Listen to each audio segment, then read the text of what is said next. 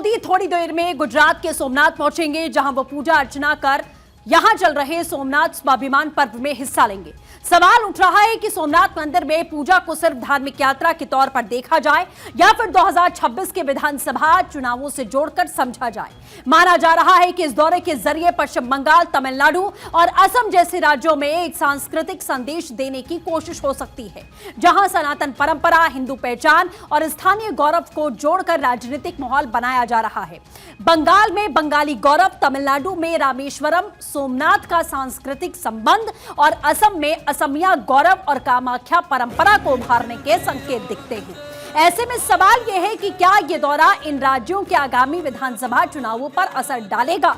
क्या इसके जरिए आस्था और संस्कृति से जुड़ा एक व्यापक राजनीतिक संदेश देने की कोशिश की जा रही है? तो ये बड़ी जानकारी आपको हम दे रहे हैं। प्रधानमंत्री नरेंद्र मोदी कुछ ही देर के बाद, आपको बताएं, आज ही शाम को पीएम मोदी पहुंचेंगे गुजरात का 3 दिवसीय प्रधानमंत्री का ये दौरा है, जो बेहद महत्वपूर्ण हो जाता है। और इसी के साथ जानकारी आपको ये भी दे दें कि आज शाम प्रधानमंत्री एक भव्य कार्यक्रम में शामिल भी यहां पर होने वाले हैं।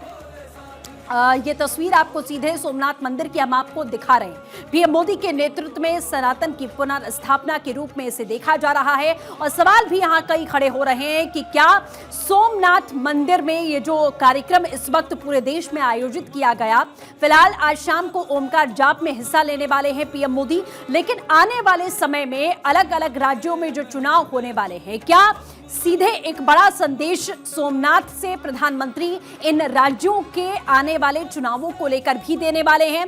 क्योंकि सोमनाथ में पूजा और बंगाल में क्या प्रभाव पड़ेगा, ये भी हम आपको बता रहे हैं। हिंदू पहचान का एकीकरण इससे देखा जाएगा, आस्था आधारित संदेश की राजनीति के रूप में इसे देखा जा रहा है। बंगाली गौरव और सनातन परंपरा पर जोर दिया जाएगा, सनातन परंपराओं के उत्थान पर जोर दिया जाएगा। मठ मंदिर राजनीति का विस्तार यहां पर होगा, तो सांस्कृतिक राष्ट्रवाद पर पूरी तरीके से फोकस किया जाएगा।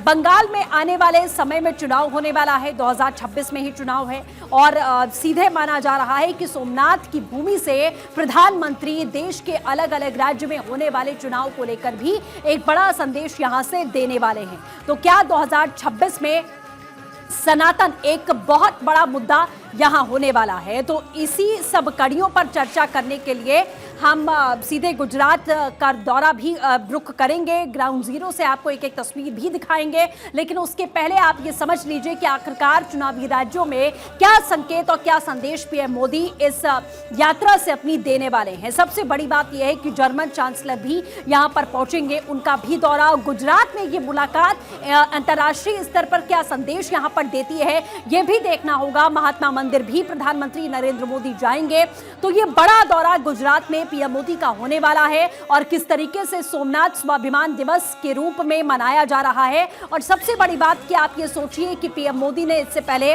जिक्र भी किया कि कैसे सोमनाथ मंदिर का पुनरुद्धार किया गया, कैसे निर्माण किया गया और कैसे सरदार वल्लभ भाई पटेल की ओर से ही इस मंदिर के निर्माण को लेकर एक तरीके से कहा जाए तो उन्होंने इसका आगाज किया। हालांकि जब मंदिर का निर्माण हुआ, जीर्णोद्धार हुआ, तो उस वक्त सरदार वल्लभ भाई पटेल मौजूद नहीं थे। लेकिन एक बहुत बड़ा संदेश यहां सीधे तौर पर ये गुजरात का दौरा प्रधानमंत्री नरेंद्र मोदी के द्वारा दिया जाएगा कि कैसे सांस्कृतिक परंपरा, सनातन परंपरा को आने वाले चुनावों से भी यहां जोड़कर देखा जाएगा। एक बड़ा संदेश पीएम मोदी के द्वारा दिया जाएगा। और इस वक्त सीधे अब आपको हम गुजरात लिए चलते हैं। हमारे साथ में पॉलिटिकल एडिटर अदिति नागर सोमनाथ से जुड़ चुकी हैं। अदिति, आपको आवाज मिल रही हो तो आप सोमनाथ में ही मौजूद हैं। प्रधानमंत्री आज शाम पहुंचेंगे, ओमकार जाप का वो हिस्सा होने वाले हैं। और किस तरीके से सोमनाथ में जो स्वाभिमान पर्व मनाया जा रहा है और पीएम का ये 3 दिवसीय दौरा, क्या संदेश आने वाले चुनावों को लेकर दिया जाएगा, इस पर भी थोड़ा आप प्रकाश डालिए। देखिए, अगर हम चुनाव की बात करते हैं तो वो मैं धीरे धीरे जो इसका पॉलिटिकल मैसेज निकल कर आता है उस पर आएंगे। लेकिन फिलहाल सोमनाथ स्वाभिमान पर्व यहाँ पर मनाया जा रहा है। पहले मैं आपको एक तस्वीर से रूबरू करा दूं, यहाँ के माहौल से रूबरू करा दूं कि यहाँ पे किस तरीके का माहौल है। पहले मैं आपको ये बता दूं कि किस तरीके से मैं लंबे समय से यहाँ पर हूँ। मंत्रोच्चाप लगातार चल रहा है और एक जो महसूस होता है, जो भारत की संस्कृति, राष्ट्रवाद जो महसूस होता है, वो यहाँ पर जितने भी लोग आए हुए हैं, सैकड़ों की मात्रा में यहाँ पर लोग आए हुए हैं, वो इसको महसूस कर पा रहे हैं। पहले मैं आपको बता दूं कि कितने खूबसूरत रंग में ये रंगा हुआ है, कितनी खूबसूरत तरीके से आज सोमनाथ मंदिर को सजाया गया है। इसकी वजह भी हम आपको बताएंगे, लेकिन उसके साथ साथ आप देखिए, ये जैसे यहाँ पर आपको ये पूरे फूलों से सजे हुए शिवलिंग दिखेंगे, वैसे ही करीबन ये पूरा जो रोड शो कल सुबह होगा, ये 4 किलोमीटर 3 से 4 किलोमीटर का पूरा रोड शो, उसको बहुत बेहद खूबसूरत तरीके से सजाया गया है। उसके बाद भी मैं आऊंगी, लेकिन पहले मैं चाहूंगी मौलिक आपको वो दिखाएं कि कैसे मंदिर, यहाँ पर लोग आए हुए हैं, कैसे मंदिर सजा हुआ है, यहाँ पर लोग दर्शन कर रहे हैं। लेकिन उसके साथ साथ प्रधानमंत्री नरेंद्र मोदी कुछ क्षणों बाद यहाँ पर पहुंच जाएंगे और उसके बाद आज ट्रस्टी की बैठक करेंगे। वो खुद भी सोमनाथ मंदिर के ट्रस्टी हैं और उसके बाद कल सुबह 9:45 से लेकर वो दर्शन करेंगे। यहाँ पर अभिषेक किया जाएगा, पूजा अर्चना होगी और उसके बाद यहाँ पर लगातार देखिए खुद मंत्रों को जाप करेंगे। दरअसल अगर हम सोमनाथ पर्व का जिक्र करें तो हम भारत के उस अटूट विश्वास, भारत के उस जो परंपरा है, भारत का जो स्वाभिमान है, उसके 1000 साल को कैसे सेलिब्रेट किया जा रहा है। अब आपने एक बात कही कि मैसेज क्या है, तो पहले तो इसका एक सांस्कृतिक राष्ट्रवाद का मैसेज समझते हैं। आज 2026 में हम खड़े हैं, कम पूरे 1000 साल ये पूरे कर चुका है। किससे? आज से ठीक 1000 साल पहले मोहम्मद गजनवी ने इसी मंदिर को तोड़कर, जो स्वर्ण के मंदिर थे, यहाँ पर जो जिस तरह के पिलर्स थे स्वर्ण के, यहाँ पर जो हीरे मोती जवाहरात थे, उनको खदेड़ कर ले गए। और ना सिर्फ सोने की मूर्तियों को, बल्कि शिवलिंग को खंडित करा। और शिवलिंग को खंडित करने के बाद यहाँ पर आपने देखा कैसे किस तरीके से जो शिवलिंग है उसको अपने मस्जिद में ले गए और वहां पर जो सीढ़ियों पर लगाया गया। अब पूछेंगे कि ऐसा क्यों? तो क्योंकि भारत की जो वो आस्था थी, संस्कृति थी, उसको कुचलना चाहते थे। तो आज हम जब स्वाभिमान पर्व मना रहे हैं, उसको ये समझने की जरूरत है देश के युवाओं को खास तौर पे, कि जिस तरीके से आक्रांताओं ने एक बार नहीं, 2 बार नहीं, लगातार आक्रांताओं ने हमारी आस्था के साथ जो किया, हमारे सांस्कृतिक परंपरा इतिहास के साथ जो किया, लेकिन फिर भी हर बार सोमनाथ मंदिर टूटने के बाद, इतना विध्वंस होने के बाद भी खड़ा हो जाता था। यहाँ के लोगों ने, कम से कम सैकड़ों की तादाद में लोगों ने अपनी जान दे दी थी मंदिर को बचाने के लिए। ये मंदिर परंपरागत रूप से भारत के युवाओं को, भारत की संस्कृति को ये दर्शाता है कि बहुत तकलीफें आएंगी, बहुत आपदाएं आएंगी, लेकिन हम फिर खड़े होंगे। और आज जब हम इसको 1000 साल का पर्व मना रहे हैं, वो इसीलिए मना रहे हैं कि भारत अब अपने स्वर्ण काल में घुसने जा रहा है। भारत अपने रूट से जुड़ा रहना चाहता है। सोमनाथ हमें उससे जोड़ता है कि क्या किया था आक्रांताओं ने हमारे साथ, क्या किया था, क्या हुआ था इतिहास में हमारे साथ, जो हम भूले नहीं। और उसको याद रखते हुए, अपनी परंपराओं को और मजबूत करते हुए, अपनी संस्कृति से और जुड़ते हुए, कैसे हम विकसित भारत में आगे बढ़े। और कैसे ये मंदिर, ये जो आज यहाँ पर पूरा अडिग तरीके से अटल खड़ा हुआ है, ये मंदिर ये बताता है कि आपदाएं आने के बावजूद भी हम एक बार फिर खड़े होंगे। और यही मैसेज के साथ प्रधानमंत्री नरेंद्र मोदी 1 साल तक इस पर्व को मनाने वाले हैं। और ये मैसेज सिर्फ सौराष्ट्र के लिए नहीं है, ये मैसेज सिर्फ गुजरात के लिए नहीं है, ये मैसेज पूरी दुनिया के लिए है कि भारत के वो लोग जो संस्कृति से जुड़े हुए हैं, वो अपनी रूट से जुड़े हुए हैं, जो लोग अपनी परंपराओं से जुड़े हैं, अपने इतिहास से जुड़े हुए हैं, वो जानते हैं कि भारत इतना ताकतवर है कि अगर आप उसके आपदा बनेंगे, उसके बीच में आएंगे। और ये पॉलिटिकली तो रेलेवेंट है ही, ये आज ग्लोबल लिहाज से भी रेलेवेंट है कि कोई भी ग्लोबल ताकत भारत की तरक्की में उसे रोके, आपदा बने, लेकिन भारत निरंतर आगे बढ़ता जाएगा। और ये उसी शायद प्रेरणा के साथ हम भारत जो है वो विकसित भारत आगे बढ़ना चाह रहा है। लेकिन अब इसका आपने जो पॉलिटिकल बात कही, पॉलिटिकल बात ये है कि आज एक बार फिर जब हम इतिहास के पन्नों को खोलते हैं तो ये नजर आता है कि क्या हुआ था।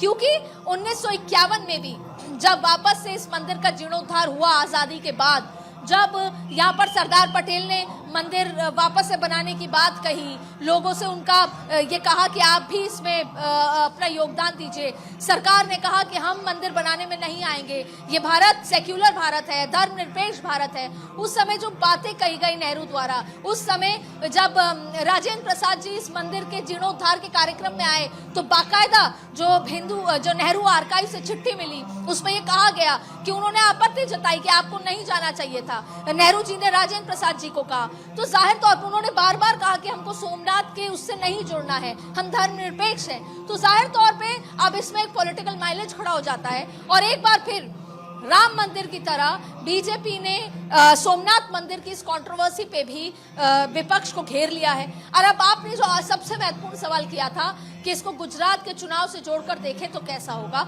तो जाहिर तौर पे गुजरात के चुनाव से अगर जोड़कर देखें तो कहीं ना कहीं जिस तरीके का नज़ारा मैं देख पा रही हूँ, मैं वो नज़ारा पहले आपको दिखाऊंगी जहाँ पर इतने सबसे इंपॉर्टेंट बात है मंदिर के बाहर का नज़ारा। मौलिक मैं चाहूंगी आप दिखाइए। ये दिखाता है कि लोग आज भी अपनी संस्कृति से जुड़े हुए हैं, वो सोमनाथ स्वाभिमान पर्व के इस इनिशिएटिव से जुड़े हैं। तो जब चुनाव होगा तो जाहिर तौर पे जो नरेंद्र मोदी की आइडियोलॉजी है, भारतीय जनता पार्टी की जो संस्कृति परंपरा और जो हिंदू राष्ट्रवाद की जो आइडियोलॉजी है उससे जुड़ेंगे, यहाँ पर नजर आएंगे। बहुत सारे लोग हैं, मैं यहाँ पर इनसे बात करने की भी कोशिश करूंगी। कहाँ से आए आप? कोडीनार। क्या यहाँ पे दर्शन करने आए? हाँ, दर्शन करने के लिए। हो गए दर्शन? हो गए। और ये जो पूरा सुंदर सजा हुआ है, पहले कभी आए? हाँ, पहले कभी आए। यहाँ से हमें 45 किलोमीटर दूर है। इतना सजा हुआ सुंदर आपने कभी देखा? ना, पहली बार ही हुआ ऐसा। नरेंद्र मोदी आ रहे हैं। हाँ, मोदी सर आ रहा है ना, इसीलिए। तो आप देखेंगे उनको मिलने की? हाँ, मिलने के लिए अच्छा। चाहते हो मोदी जी से? हाँ, मोदी जी। कैसे हो? गेम बढ़िया। 2 घंटे। क्या नाम है तुम्हारा? कृषा। कीशा, मोदी जी आ रहे हैं, पता है? हाँ। क्या बोलोगी? शुभकामना दूंगे क्या कोडी सोमनाथ आने के लिए? इतने सारे बच्चे यहाँ पर हैं और जी कहाँ से आए? तालाला से। दर्शन हो गए? हाँ, हो गए। यहाँ पे क्या कर रहे हैं? अब मोदी जी के आने की राह देख रहे हैं। क्या देख रहे हैं? मिलेंगे? शायद मौका मिले तो मिलेंगे। सब मिलने के लिए बच्चे भी करा रहे हैं कि कब आइए कब आइए। क्यों मिलना है मोदी जी से? क्या नाम है पहले बताओ? काम अच्छा है। सुहानी। जोर से बोल। बड़ा प्रधान है इसलिए। बड़ा प्रधान है इसलिए। क्या नाम है तुम्हारा? पिनांग। मोदी जी से मिलना चाहते हो? क्या बोलोगे उनसे? आप हमें अच्छे लगते हैं। अब हम अच्छे लगते हैं। हैं। कहाँ से आई हैं आंटी? राजकोट से। राजकोट से आए हैं। दर्शन हो गए आपके? जी, दर्शन बहुत। आप तो कई बार आ चुकी हो। जी हाँ, आज से पहले आपने कभी देखा ऐसा सजा हुआ? जी नहीं, बिल्कुल नहीं। अच्छा लगता है, अच्छा क्लीन तो होता ही है, लेकिन आज ज्यादा कुछ अच्छे से रखा है। नरेंद्र मोदी को कोई मैसेज देना चाहिए? वो बेस्ट है हमारे लिए, वो बेस्ट बड़ा प्रधान है। वो हर बार जब तक वो जिंदा है तब आना चाहिए। मैसेज की जरूरत ही नहीं है, उसने काम ही ऐसा किया है। हर जगह कोई मैसेज देने की जरूरत नहीं, वो अपने आप ही इस तरह का क्रेज है कि वो बेस्ट है। और हाँ बताइए। मेरा देखो सबका कुटुंब का आधार कार्ड है, मेरा है अकेला का आधार कार्ड नहीं। तो लगातार देखिए यहाँ पर अब जब मोदी जी आते हैं तो आधार कार्ड और तमाम तरीके की अर्जियां लग जाती है, क्योंकि ये कहा जाता है कि वो आएंगे तो सब कुछ कर देंगे। तो ये तमाम लोग हैं जो नरेंद्र मोदी के इंतजार में यहाँ पर उनको देखना चाहते हैं। कोई कह रहा है वो बेस्ट है, कोई कह रहा है, और इतनी तरह की भीड़। तो मुद्दा ये था कि जब बात चुनाव की होती है तो अपने आप में जो ये उत्साह लोगों के अंदर है वो ये दर्शा रहा है कि कैसे प्रधानमंत्री मोदी का स्वागत है। और अपने आप जो चुनाव की बात आती है वो ये साफ नजर आता है कि किस तरीके से प्रधानमंत्री नरेंद्र मोदी का जो इनिशिएटिव है उसका स्वागत किया जा रहा है। जी बिल्कुल अदिति, ये उत्साह लोगों में दिख भी रहा है कि कैसे लोग उत्साहित हैं और लंबे समय से वहां पर खड़े भी हुए इंतजार कर रहे हैं कि एक झलक ही कम से कम वो नरेंद्र मोदी की यहां पर देख लें। और जैसा आपने कहा कि एक बड़ा संदेश यहां देने की कोशिश भी की जा रही है। लेकिन जब से सोमनाथ स्वाभिमान पर्व की बात हुई है तब से कांग्रेस और नेहरू की चर्चा लगातार हो रही है। और बीजेपी ने प्रेस कॉन्फ्रेंस करके कई बार इस बात का आरोप भी लगाया कि वो उस दिन को, उस समय को याद करना भी जरूरी है कि जब सोमनाथ मंदिर के निर्माण में सहायता की जरूरत थी तो तुष्टीकरण की राजनीति की गई, तो आक्रांताओं का महिमा मंडन आखिरकार नहीं किया गया। तो क्या किया गया? क्योंकि मंदिर निर्माण अगर भारत में नहीं होगा और आक्रांताओं ने मंदिर पर किस तरीके की चढ़ाई की और भारत में निर्माण नहीं किया जाएगा तो आखिरकार कहां किया जाएगा? इस नैरेटिव को बार बार याद करके लोगों को याद दिलाने की भी कोशिश यहां बीजेपी कर रही है। देखिए, दो बातें हैं यहाँ पर। जिस तरीके से जब आक्रांता आए या तमाम तरीके की चीज हुई तो हमने अकबर को हीरो बनाया। अगर हम पाकिस्तान के आज भी मिसाइल्स की बात करें तो गजनवी नाम है, मिसाइल्स के नाम बाबरी नाम है, उनकी मिसाइल्स को ले लें, अगर सबमरीन मिसाइल्स का जिक्र कर लें तो इस तरह का थॉट प्रोसेस है। सवाल उठता है, अब बात अगर भारत की है तो जाहिर तौर पे भारत आज अडिग इसलिए ही है, भारत को कोई हिला इसलिए ही नहीं पाया है। इतनी ग्लोबल जो इम्बैलेंस चल रहा है उसके बाद भी भारत जो लगातार जिस तरीके से काम कर रहा है, भारत आगे बढ़ रहा है, उसकी वजह यह है कि भारत अपनी संस्कृति से जुड़ा हुआ है। और अगर हम सोमनाथ का जिक्र करें तो ये बच्चे को जानना चाहिए, जो आज की जनरेशन है, जो जेन जी जिसे कहते हैं, क्योंकि उससे पहले केवल लोग ये जानते थे कि गजनी आया, उसने यहाँ पर सब तहस नहस किया, और एक बार नहीं, 2 बार नहीं, 3 बार नहीं। तो आज हम एक बार फिर इतिहास के पन्नों को पलट के देखते हैं, जब परिवार में हम अपने दादाजी, उनके पिताजी के बारे में जानते हैं कि वो कौन थे, क्या करते थे, वो कैसे थे, वो जाहिर तौर पे हम पूरे फैमिली ट्री देखते हैं। वैसे ही भारत के अगर इतिहास के ट्री को देखेंगे तो सोमनाथ का जो वो चैप्टर था जो 1000 साल पहले हुआ, किस तरीके से खंडित की गई हमारे आस्था को, हमारी प्रतिष्ठा को, हमारे सम्मान को अपमानित किया गया, तो जाहिर तौर पे ये सब हमें जानने की जरूरत है। और आज जब 1000 साल बाद भी सोमनाथ का मंदिर और वहां की आस्था वैसे के वैसे खड़ी है, तो ये कहीं ना कहीं हमारा एक उस लिहाज से बहुत महत्वपूर्ण हो जाता है, ये मैसेजिंग बहुत महत्वपूर्ण हो जाती है कि हम अडिग रहेंगे, झुकेंगे नहीं, रुकेंगे नहीं। और ये भी बहुत इंपॉर्टेंट हो जाता है कि किस तरीके से हम जब विकसित भारत का जिक्र करते हैं, 2047 के विजन की बात करते हैं, तो हमें इस मंदिर से प्रेरणा मिलती है कि बहुत बार अड़चने आएंगी लेकिन हम आगे बढ़ना है। लेकिन उससे महत्वपूर्ण बात है, जाहिर तौर पे ये उतना राजनीतिक मुद्दा है कि गुजरात चुनाव में इसको बार बार इसका जिक्र आएगा, नेहरू का जिक्र आएगा। अब जो विपक्ष है वो ये बात कहता है कि नेहरू, जैसे प्रियंका वाड्रा गांधी कहती है कि नेहरू के बारे में एक दिन आप चर्चा कर लीजिए, लेकिन जब भी हम अपने संस्कृति को, इतिहास को बार बार और मजबूत करेंगे या हम वापस जब देखेंगे तो नेहरू के द्वारा दिए गए, नेहरू जी के द्वारा दिए गए जो वक्तव्य है या एक्शन है, क्योंकि उस समय उन्होंने साफ कहा कि सरकार इससे दूर रहेगी। अच्छा, अगर राम मंदिर का जिक्र करें तो राम मंदिर भी किसी सरकार के पैसे से नहीं बना, वो चंदे के पैसे से बना।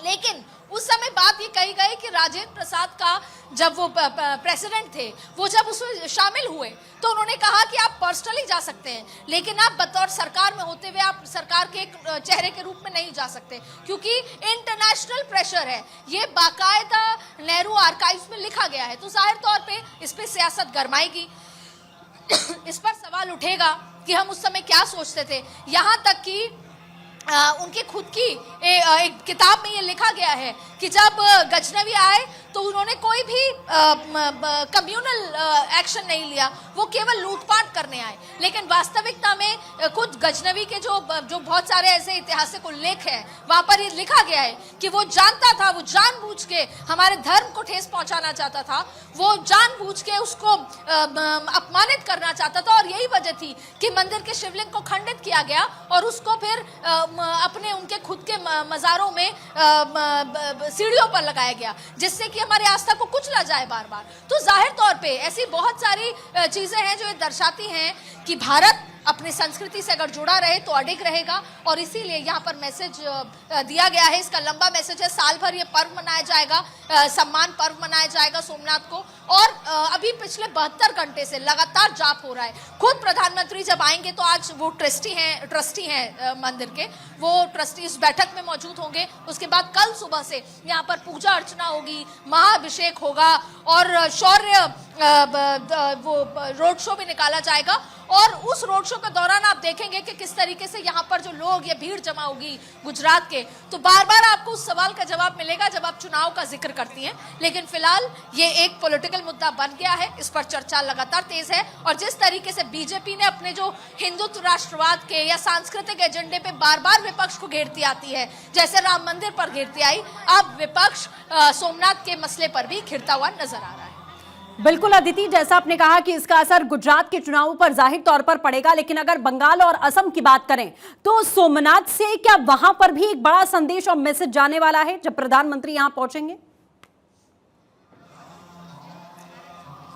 देखिए, जब हम इसलिए मैंने कहा कि अगर हम सोमनाथ मंदिर का जिक्र करते हैं तो ये कोई सोमनाथ या सौराष्ट्र या अहमदाबाद या गुजरात तक सीमित नहीं है। ये बात भारत के इतिहास की है। जब गजनबी अफगानिस्तान से आया तो वो कोई गुजरात को लूटने नहीं आया था या वो किसी एक मंदिर को लूटने नहीं आया था। जिस तरीके का एक्शन था, बर्बरता थी, जिस तरीके का विध्वंस था, वो भारत के सम्मान पर चोट थी, वो भारत के जिसे बोलते हैं सांस्कृतिक इतिहास पर चोट थी। तो ये पूरे भारत की बात है। तो जब बात राम मंदिर की थी तो वो अयोध्या की नहीं थी।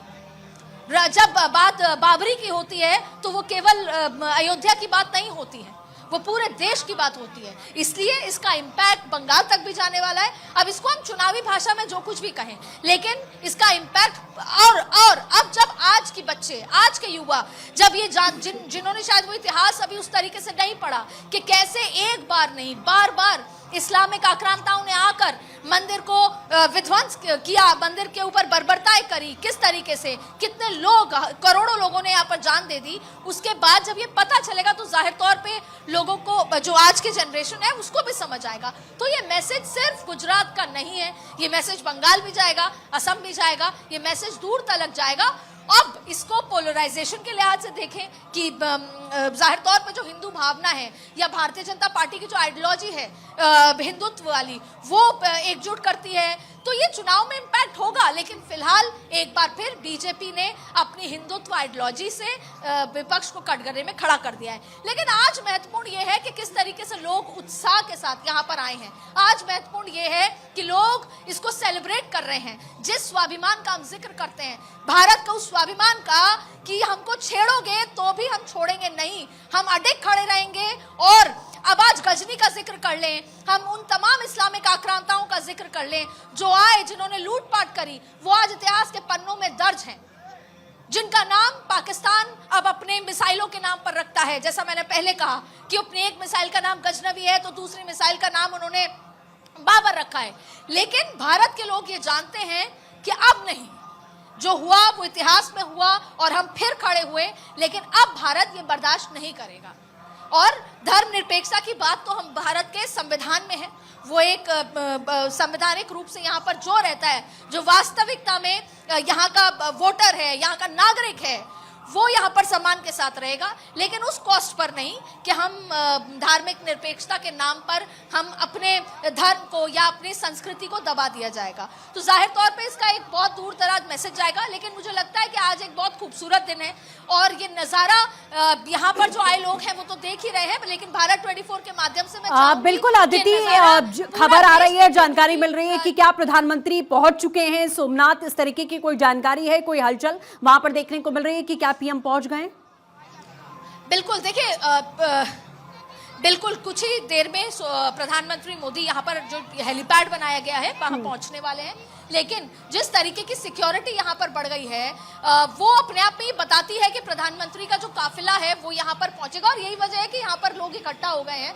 लेकिन कितनी देर में, क्योंकि प्रधानमंत्री यहाँ पर ट्रस्टी की बैठक लेंगे, आज रात को यहाँ पर रुकेंगे, ये अपने आप में बहुत बड़ी बात है कि कैसे आज रात को जब प्रधानमंत्री यहाँ रुकेंगे तो ये लोगों के लिए, सौराष्ट्र के लोगों के लिए अपने आप में एक बहुत ही हिम्मत वाली बात है कि प्रधानमंत्री यहाँ पर आकर दौरा भी करेंगे। और कुछ ही क्षणों में देखिए सिक्योरिटी बढ़ चुकी है, यहाँ पर लोगों की आवाजाही बढ़ चुकी है और प्रधानमंत्री कुछ ही क्षण में सौराष्ट्र की धरती पर मौजूद होंगे और उसके बाद यहाँ ट्रस्टी की बैठक करेंगे और उसके साथ साथ आगे कैसे जीर्णोद्धार में, क्योंकि पिछले 11 सालों में भी मोदी सरकार ने सोमनाथ के जो बहुत सारे जीर्णोद्धार काम में बहुत सारा योगदान पहले भी हुआ है। मैं यहाँ पे एक पंडित जी से, यहाँ के ट्रस्टी के लोगों से बात कर रही थी तो उन्होंने इस बात के लिए बताया।